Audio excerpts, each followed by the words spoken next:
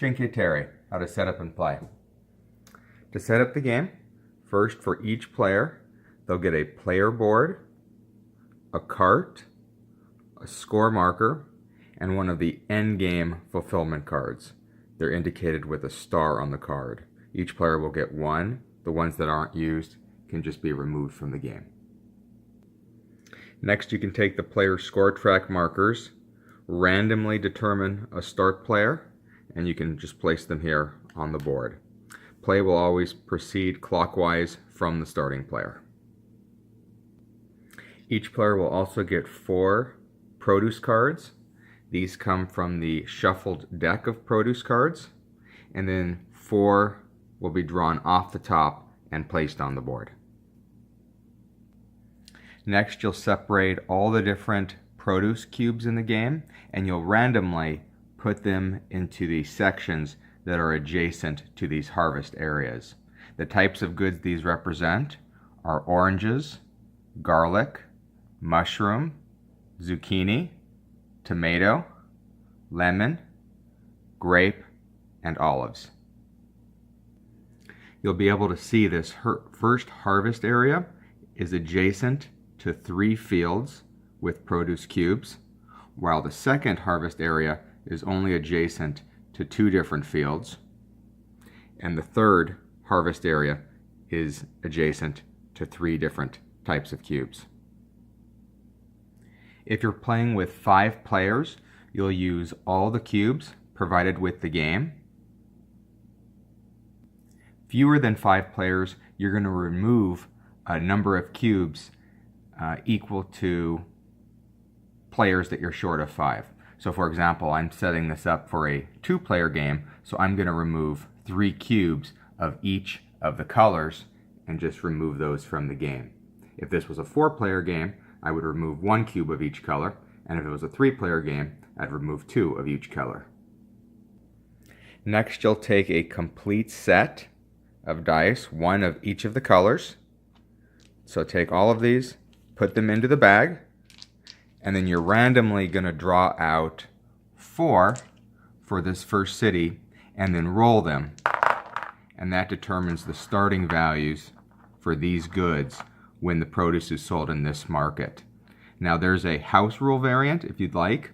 Anytime you roll a 1, maybe re-roll that so you get a higher value, because the base value of a good, if it's not present with a cube, for example, if you sold black cubes or olives at this market, the base value is always 1.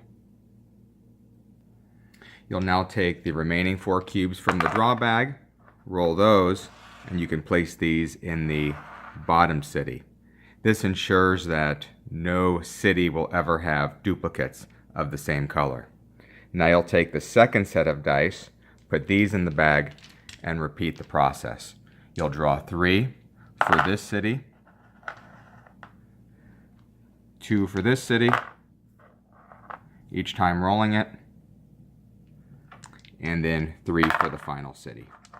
And that is a random distribution of the different types of produce that can be sold in each of the 5 cities and the value when sold. Next, you'll shuffle the deck of produce order cards, and you'll deal face up 1 card based on the number of players in the game. So since I'm setting this up as a 2-player game, I'll have 2 face-up cards to start the game.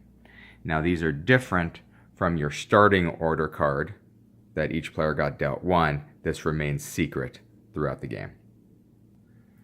You're going to lay out what are called the most popular vendor cards. These correspond to each of the cities in the game. Basically, these can be earned throughout the game if and when a player has delivered all cubes to a certain city.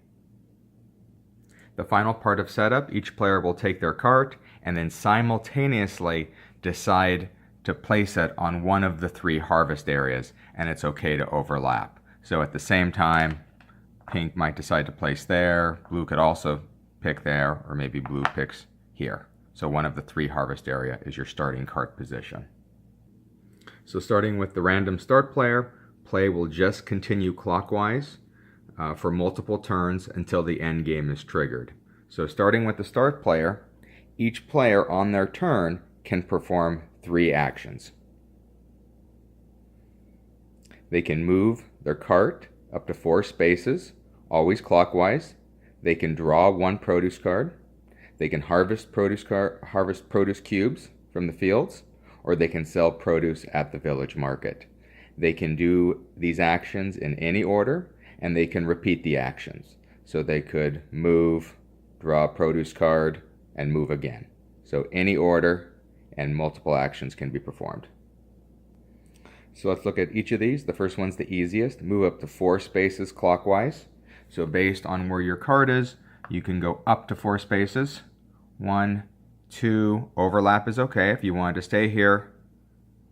3, and then maybe they'll go the maximum of 4. You're always traveling clockwise around the road, stopping in one of the circle spots, either a harvest spot or one of the city spots.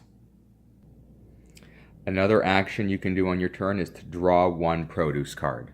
You can draw blindly from the top of the deck, or you can take one of the 4 face-up cards and add it to your hand of produce cards. No hand limit. Once a card is drawn, the 4 on the board immediately get refilled. The next action you can do is harvest produce from a harvest space where your card is located. You can harvest up to 4 pieces or 4 cubes from any one harvest space. To harvest one of the cubes, you have to play from your hand one of the corresponding color cards, or you can play 2 cards of the same kind to harvest one of the cubes from the harvest space. So let's see how that would work. So this cart is adjacent to these 3 harvest fields, or this is the harvest field and those are the produce goods. So they could discard 2 of their orange cards to get 2 of the orange cubes, and they have lemon and zucchini cards, but you can see those are not adjacent to this harvest space. But what they could do is take 2 identical to take one of these. So maybe they'll discard those to get a mushroom. Every time you harvest goods, they're always added to your cart spot here. You can never have more than 4 produce cubes on your cart at any time. So if you already had your limit, you can only get up to 4 on the cart. And then remember, the action allows you to harvest up to 4 pieces with the action. The cards played to harvest are simply just added to the discard pile here. The final action you can take is to sell produce at a village market. So these are one of the 5 city spaces. So let's say pink player used one of their actions to move down here, and they'll use another action on their turn to sell produce to this city. So you're always selling produce based on the cubes you've collected. So these 2 orange cubes can be sold, and you can see the price right there. So immediately these cubes would earn this player 10 points. Immediately score that on the scoring track. And these cubes actually get placed on their fulfillment card here to indicate that they've delivered 2 oranges to this city. The action allows you to sell up to 4 produce pieces at one village. So they could decide, since they did have this on their cart, to also sell to this city. Since there's no gray cube here, the default value is always 1. So they would sell it there to the city that they're on, and the score track would just go up 1 spot. The score track in the game thematically represents lira, or money that you're collecting through the collection and sale of produce. One restriction with selling produce is if I had filled or I had sold all these spots to this village and it was maxed, I could no longer sell any additional produce or cubes to this city. So you have to have at least empty spots equal to the number of produce cubes that you want to sell. At the end of a player's 3 actions, that ends their turn, and then play would proceed clockwise to the next player, but there's 2 additional things that can happen at the end of a player's turn. So I fast forwarded a little bit to show that this player has sold this produce at each of these cities.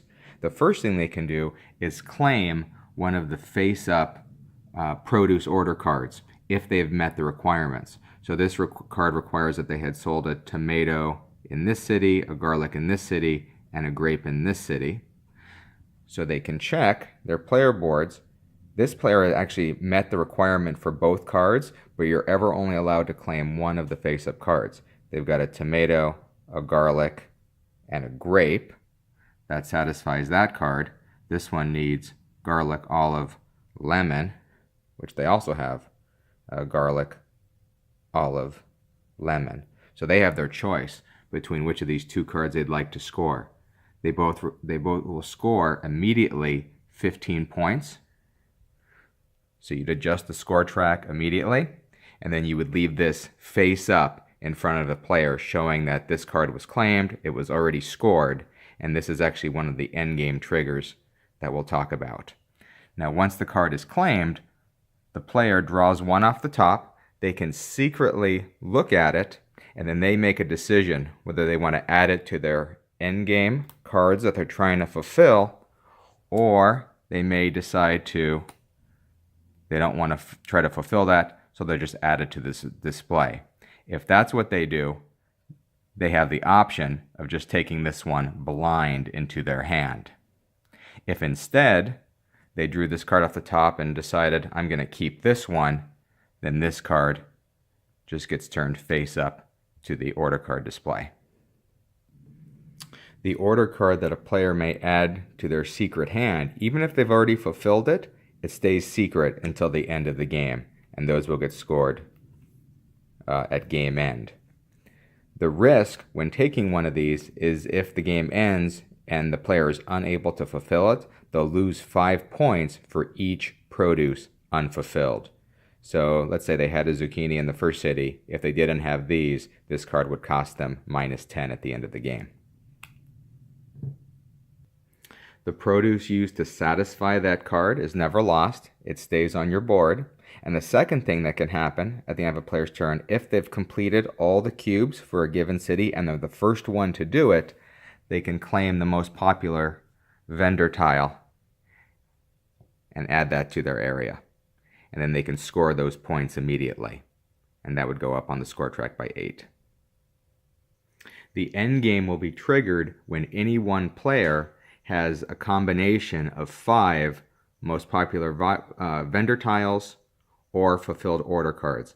So if they had 5 of these, that would trigger the end game. If they had maybe 2 of these and 3 face-up fulfilled cards, that would trigger the end game. All other players, going clockwise, would get one final turn, and then the player that triggered the end of the game would get an additional final turn. So they trigger end game, all players get one last turn, and they get the last turn of the game. At the end of the game, the final thing to score are the face-down order cards. So for any of the ones collected throughout the game, as long as you fulfilled it, you'll immediately score the lira or the victory points up top. As we talked about, if you were missing items, this card would be worth negative points. So if we were just missing one, this card would be worth -5. And then all players score their starting card. Each starting card is worth 30 points less the value of the produce in each of the 5 cities. So we can see this card is worth 30 minus 1. Remember, the default value is always 1.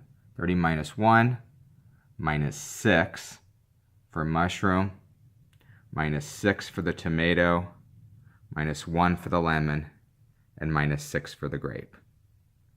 So that's the total value of the card. So you can calculate the value of this card. If it's fulfilled, you get those points. If it's unfulfilled because you didn't have the produce cubes, you would lose that points from your score track.